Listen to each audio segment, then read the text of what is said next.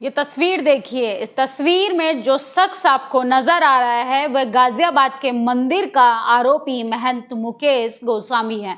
सोचिए किस तरीके से महिलाओं के चेंजिंग रूम में कैमरे लगाए गए थे और उसकी रिकॉर्डिंग करवाता था। सोचिए धर्म के नाम पर किस तरीके से महिलाओं के साथ बदसलूकी, बच्चियों के साथ बदसलूकी, ऐसी खबरें आए दिन हमारे सामने आती रहती हैं।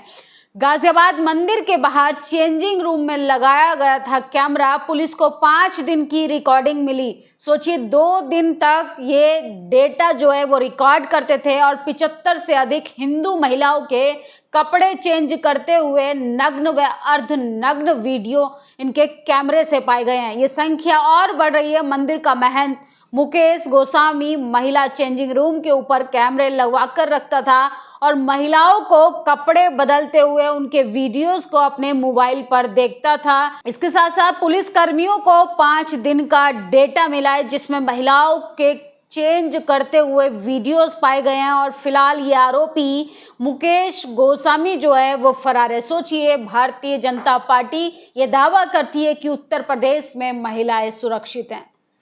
उत्तर प्रदेश के साथ साथ उन तमाम डबल इंजन सरकार वाले राज्यों में महिलाओं की सुरक्षा की गारंटी देने वाली भाजपा सरकार कैसे ही उन्हीं के राज्यों में धर्म के नाम पे किस तरीके से महिलाओं की आबरू को तार तार किया जा रहा है और कैसे उनके वीडियोस को रिकॉर्ड कर ये महंत जो है वो धर्म की आड़ में महिलाओं को ब्लैकमेल करने का भी काम करता था। दूसरी वीडियो जब आप देखेंगे तो उत्तर प्रदेश की धज्जियां उड़ाता हुआ ये वीडियो कानून व्यवस्था को किस तरीके से तार तार कर रहा है। उत्तर प्रदेश के मुख्यमंत्री कहते हैं कि हमने अपराध मुक्त राज्य बनाया है। सोचिए किस तरीके से लगातार पुलिस की बर्बरता सामने दिखाई देती है। पुलिस के प्रोटेक्शन में लोगों की जानें जा रही हैं और अब तो सरेआम पुलिस जो है वो खाकी वर्दी की आड़ में गुंडागर्दी करती है।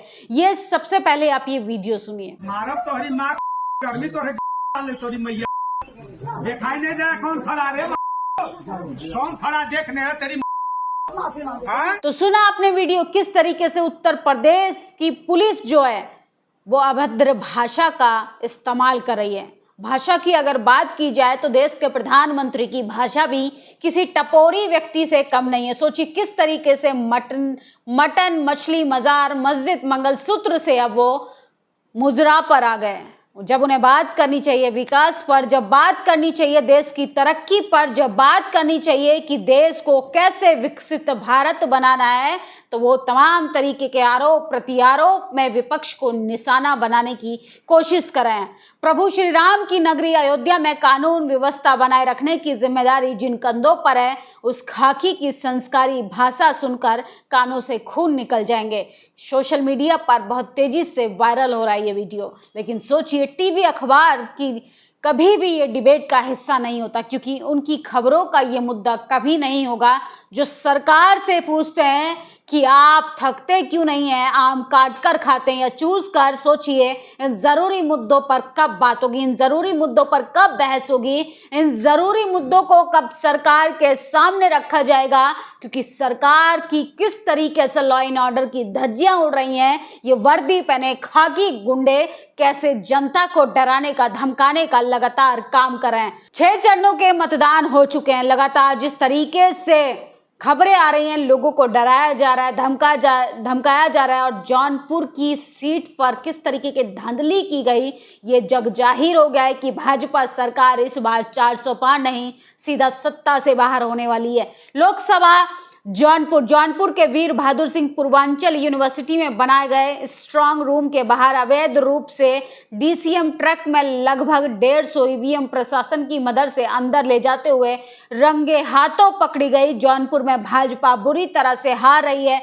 हताश होकर सरासर बेईमानी पर उतर आई है। भारतीय जनता पार्टी पर लगातार गंभीर आरोप लगाए जा रहे हैं। इसके साथ साथ इलेक्शन कमीशन पर भी सवाल उठाए जा रहे हैं कि चुनाव आयोग आखिरकार भारतीय जनता पार्टी का क्यों बचाव कर रहा है।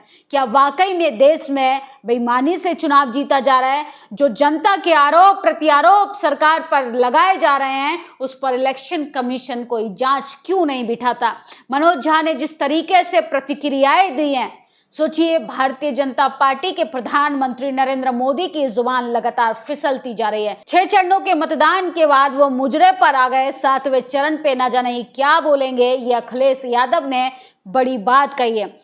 मनोज झा कहते हैं, मैं पहले पीएम से असहमत होता था, अब मुझे उनकी चिंता हो रही है। आरजेडी नेता मनोज झा ने मोदी के मुजरे वाले बयान पर बड़ा स्टेटमेंट दिया है। मोदी जी की किरकिरी हो रही है। 6 चरणों के चुनाव के बाद भारतीय जनता पार्टी को ये समझ आने लगा है कि वो इस बार सरकार से जाने वाले हैं, और सोचिए कैसे उनकी कुर्सी के साथ साथ उनकी जुबान भी अब फिसलने लगी है। उनके हाथों से इस बार सत्ता की चाबी जाने वाली है।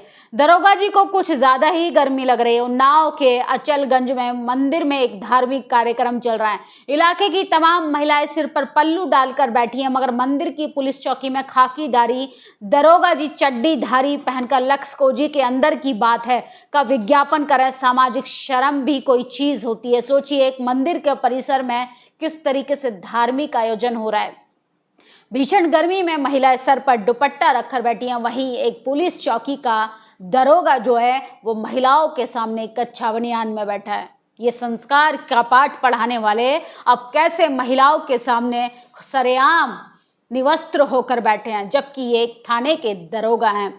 पायल कपाड़िया एफटीआईआई की छात्रा हैं। जब semi porn star Gajendra Chauhan को चेयरमैन बनाया गया था, संस्थान की मर्यादा क्रेडिबिलिटी बचाने के लिए पायल महीनों तक आंदोलन किया। भाजपा और आईटी सेल इन्हें देशद्रोही साबित करने में लगा था।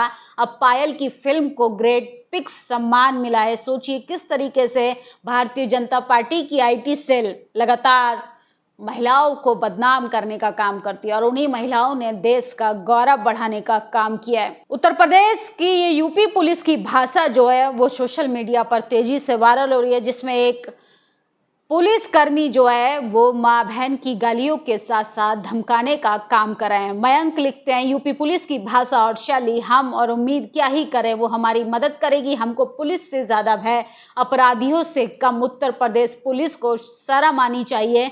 किस तरीके से एक महिला गिड़गिड़ा रही है और सरेआम गंदी गंदी गालियों की बौछार की जा रही है। ये राम की अयोध्या में हो रहा है, न्याय नहीं गाली। इन गुंडे पुलिस वालों की असंवैधानिक हरकतें देखिए, देखते सुनते हुए कलेजा हिल जाएगा। स्त्री की वेदना से भरी हुई गुहार भी सुनिए। उत्तर प्रदेश के मुख्यमंत्री इस पर कोई संज्ञान लेंगे, क्योंकि उत्तर प्रदेश को अपराध मुक्त बनाने वाले योगी आदित्यनाथ बात बात पर बुलडोजर चलाने वाले क्या इन पुलिस वालों को कानून का पाठ सही से पढ़ाएंगे? बहुत दिन बचे हैं। 30 तारीख को प्रचार खत्म हो जाएगा। 1 तारीख को वोट डालना है। 4 जून की जो तारीख है वो मित्र मंडली को बदलेगी, मंत्रिमंडल को बदलेगा और मीडिया मंडल को भी बदल जाएगा। अखिलेश यादव ने मंत्रिमंडल के साथ साथ मीडिया मंडल पर भी सवाल उठाया। जिस तरीके से टीवी अखबार की लगातार भरोसा जो है वो जनता के बीच में खत्म हो रहा है। सोचिए, तमाम टीवी चैनल्स हैं, देश के प्रधानमंत्री का इंटरव्यू किया, लेकिन उसमें गंभीर मुद्दों पर बात नहीं हुई, न बहस हुई, न सवाल पूछा गया। और देश के प्रधानमंत्री कह रहे हैं एक टीवी चैनल पर बैठकर कि मुझे आलोचनाओं से डर नहीं लगता, मेरी आलोचना होनी चाहिए। सोचिए, पिछले 10 सालों से जनता सवाल पूछ रही है। पिछले 10 सालों से जनता महंगाई, बेरोजगारी, भ्रष्टाचार, महिलाओं की सुरक्षा को लेके, नियुक्ति पत्र से लेके कैसे मणिपुर जैसे गंभीर मुद्दे पर सवाल कर रही है, लेकिन देश के प्रधानमंत्री को ये सब नहीं दिखाई देता। देश के प्रधानमंत्री अब टीवी चैनल्स को स्क्रिप्टेड इंटरव्यू देने का प्रयास कर रहे हैं। उत्तर प्रदेश के गाजियाबाद में एक मंदिर के चेंजिंग रूम में महंत ने सीसीटीवी कैमरा लगवाया हुआ था। जब उसकी पोल खुली तो 5 दिन का डेटा मिला, जिसमें 320 महिलाओं के कपड़े बदलने के लिए वीडियो मिले। महंत फरार है। उसकी पत्नी भाजपा से नगर पंचायत का भी चुनाव लड़ चुकी है। सोचिए, भारतीय जनता पार्टी का चाल, चरित्र और चेहरा पूरे तरीके से एक्सपोज हो चुका है। प्रज्वल रवेन्ना हो और चाहे महंत गोस्वामी की बात करें, इन लोगों के अंदर महिला सम्मान के प्रति 1% महिलाओं का सम्मान करने के लिए इनके अंदर भरोसा नहीं कर सकते। बीजेपी प्रत्याशी के जीजा की अहीरवाल की दादागिरी देखिए। पूर्व सीएम बंसीलाल को मां बहन की गाली देकर ग्रामीणों को धमकाया जा रहा है। तो भारतीय जनता पार्टी के लगातार लोग हार से बौखला गए हैं और किस तरीके से लगातार लोगों को डराने की कोशिश करें। देश के प्रधानमंत्री एक रैली को संबोधित करते हुए कहते हैं कि वो जनता को मुफ्त खाना खिला रहे हैं, इसलिए उन्हें वोट देना ज़रूरी है। अगर वोट नहीं दिया तो जनता को पाप लगेगा। सोचिए, देश के प्रधानमंत्री को किस तरीके से अपने गिरते हुए स्तर पर आकर वोट मांगना पड़ा है, क्योंकि इनको अब समझ आ गया है कि इस बार हम सत्ता से बाहर हो रहे हैं। मोदी मुफ्त खाना खिलाता हूं, मुझे वोट दे दो, नहीं तो पाप लगेगा। क्या आपने पूर्वजों की रियासत बेचकर जनता को खाना खिला रहे हैं मोदी जी?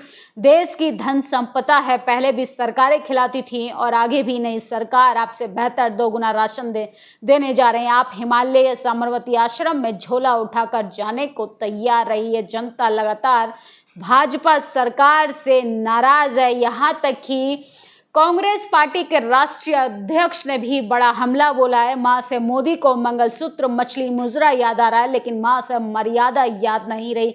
देश के प्रधानमंत्री लगातार प्रधानमंत्री पद की गरिमा को भी तार तार कर रहे हैं। और मिर्जापुर के एक स्कूल की ये वीडियो हम आपको नहीं दिखा सकते। सोचिए, मिड डे मील में बच्चों को नमक से रोटी खाने के लिए दिया जा रहा है। ये देश के प्रधानमंत्री का विकास है। डबल इंजन, डबल सरकारें जो हैं, डबल विकास की गारंटी देने वाली कैसे स्कूल व्यवस्था को खोखली करती जा रही हैं, कैसे आपके बच्चों के भविष्य को अंधकार में धकेल रही हैं, काफ़ी ज़्यादा चिंता का विषय बनता जा रहा है। 69,000 शिक्षक भर्ती घोटाले से पीड़ित 68 चयनित पिछड़े दलितों की आवाज बने। स्पष्ट कहा कि सरकारें बनते ही इन बच्चों के साथ न्याय करवाएंगे।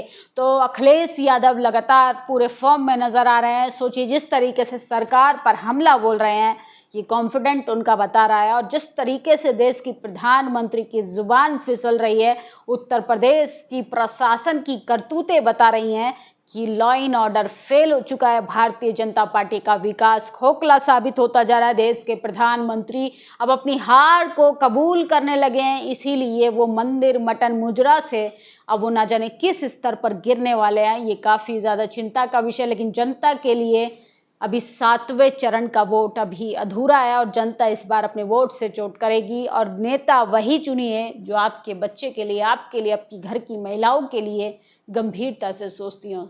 इस खबर पर आप लोग अपनी प्रतिक्रिया जरूर दीजिए। नेशनल दस्तक की आपसे गुजारिश है कि अगर इसको बचाना चाहते हैं तो नेशनल दस्तक को सब्सक्राइब करने के लिए रेड कलर के सब्सक्राइब बटन को दबाएं, फिर बेल आइकन की घंटी दबाएं। नेशनल दस्तक को बचाने के लिए बहुत जरूरी है कि हर खबर को शेयर करें, लाइक करें, कमेंट जरूर करें।